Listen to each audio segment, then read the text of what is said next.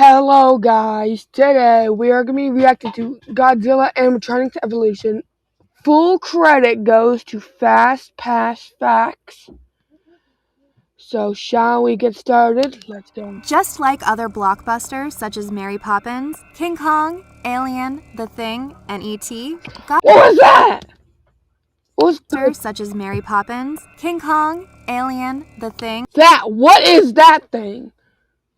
Ew, gross. and I'm not going to E.T., look at that. Godzilla movies have also employed the use of animatronics. Animatronics. Let's look into the various Godzilla animatronics that have been made throughout history. Oh no! Godzilla Origins. Ooh. By now, everyone has probably heard of the name Godzilla, not only I am a super fan. fans of horror. The image of that large, mutant lizard tearing apart the city and wreaking havoc is in the minds of many. This fictional monster first appeared on screen in the 1954 Japanese film Godzilla, or Gojira.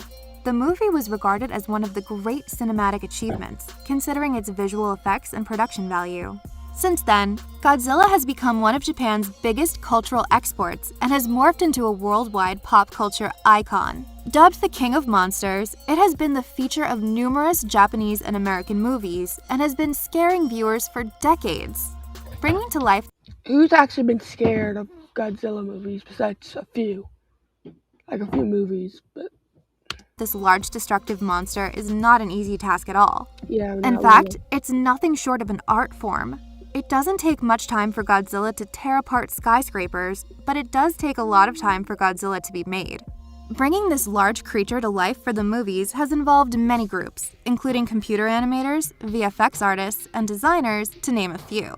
A huge investment of time and money. Toho, the Japanese film company, has been at the forefront of producing Godzilla suits and animatronics. Cybot Godzilla, 1984. The most famous Godzilla animatronic. The first animatronic on the list is called Cybot Godzilla. It was featured in 1984's The Return of Godzilla.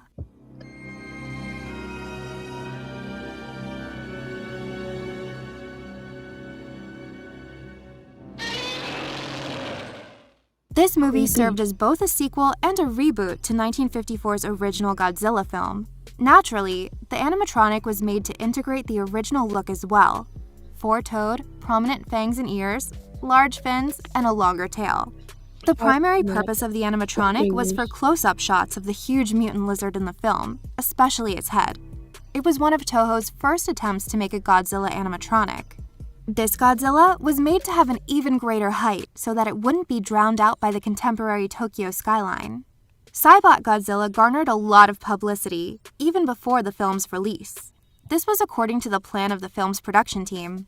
They took inspiration from the publicity gained by the huge King Kong model made for the 1976 film King Kong. Constructing such models does add to the film's brand value. The end result? The animatronic was massive, a whopping 16 feet tall and weighing 1.2 tons. Producing it cost a massive $475,000. In fact, the film was one of the most expensive movies made in Japan at the time. The Cybot's movement system was quite sophisticated and complex. It incorporated a hydraulically powered mechanical endoskeleton, which in turn was covered by a urethane skin. This skin contained 3,000 computer-operated parts, which enabled it to make movements, such as moving its lips and arms and tilting its head. Moreover, the suit had a peculiar construction for its jaws. Unlike previous suits, whose lower jaws consisted of wire-operated flaps, this suit had jaws which were hinged, just like those of an actual animal. They slid back when opened. Whenever I open my mouth, it opened its mouth. That would be awesome. How's that for realism? Coming back to the present, the animatronic is still under the possession of the Toho Group, probably lying in one of their warehouses. It has been used for display in numerous film festivals and events, and has been maintained by Toho accordingly. The Cybot was refurbished, and used in particular for publicity events surrounding Godzilla's 40th anniversary in 1994. It was also prominently on public display in Okinawa in 1985. Furthermore, it was used as a publicity item during the marketing of 1994's Godzilla vs. Space Godzilla. And not to forget the Cybot's appearance during the release of 1995's Godzilla vs. Destoroyah at the Ariake Coliseum in Tokyo. the towering monster figure on display, leaving many amazed and many shocked. Godzilla, 1998. Gross! Gross! Next animatronic on the list is the one used in the 1998 American remake of Godzilla. This is by far one of the most controversial Godzilla movies ever made. 100%. It wasn't that simple to bring Godzilla to America, though, as it was the first Zilla to be produced completely by a Hollywood studio. Hollywood execs did have to seek permission from the Toho Group to make an American version of this Japanese tale. Toho was very strict on how they wanted Godzilla to look, going as far as producing a 4-page memo on the exact physical requirements of the fire-breathing monster. It all did work out in the end, and the plans for the film were very ambitious. Unfortunately, the film wasn't received that well by critics for its writing and acting, and turned out to be somewhat of a box office failure. However, its use of animatronics was deemed revolutionary. It really was the game changer for special effects in Hollywood. The production and design team did not only resort to computer-generated imagery for the visuals, it also used a 6-scale animatronic model of Godzilla's upper body and also a 24th-scale Godzilla suit. They were designed by Patrick Tatopoulos. Veteran Disney Imagineer Bob Gurr was also involved in the design. However, it is Patrick who is the man behind Godzilla's somewhat new and refined look, as compared to older versions. He was instructed by director Roland Emmerich to make the monster agile and quick. Following this logic, Patrick thought the older Godzilla designs made it look bulkier and hence slower. So his focus was on creating a more streamlined Godzilla design who could move more swiftly. Still failed. He wanted to give Godzilla a new look, but at the same time retain the spirit of the original one. A tricky balance to achieve indeed.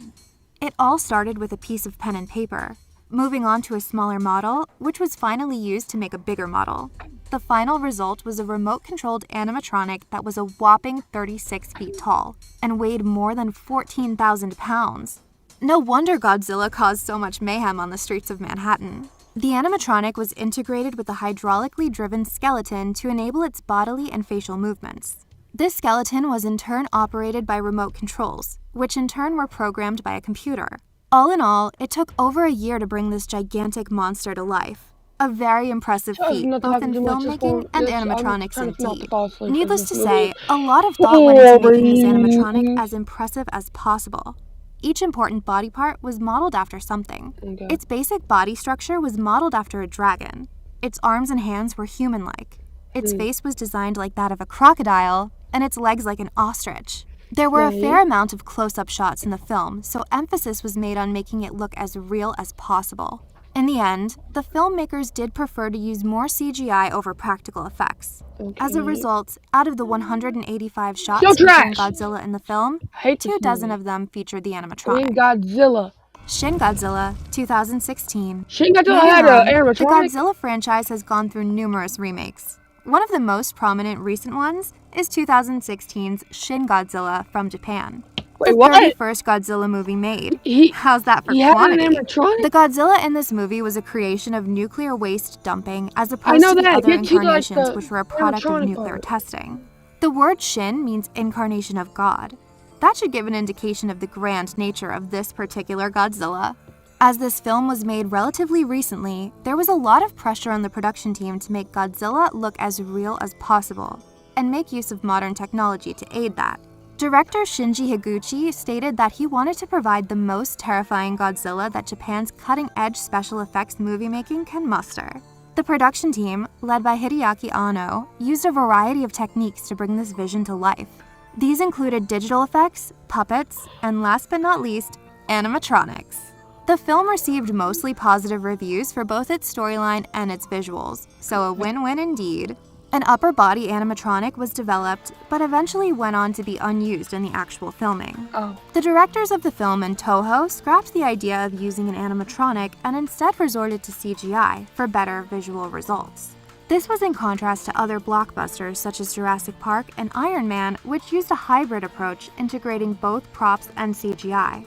According to VFX supervisor Atsuki Sato, fully restoring to digital effects allowed for quicker edits. And I just processed this, so it's an animatronic that never became an animatronic.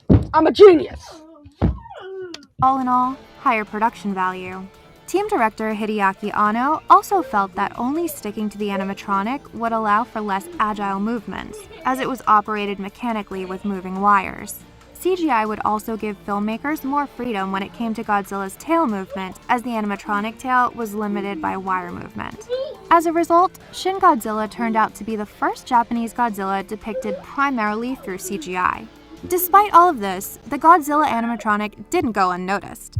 Leaked pictures of the prop circulated on the internet and received positive reception amongst fans of the franchise. A lot of people felt it would have been better if it had actually been used in the film. Now the animatronic finds its place in the Godzilla Museum in Japan, open for public viewing. There was also a Shin Godzilla statue installed in Hibiya, Japan in 2018. So the legacy of this movie definitely lives on. The Shin Godzilla version of the character became so popular and well-received that it found its way in numerous places, including Universal Studios in Japan and the Aqua Panorama at Canal City, Hanaka. So as you can see, Godzilla has been brought to life many times with the power of animatronics. What's your favorite one amongst our list, and why? Which one do you think was the scariest? Do you want to see other similar animatronics lists? Be sure to comment below. And subscribe to our channel. Alright, that's gonna be it for today, guys. What did we learn? I'm not sure. Godzilla's the GOAT.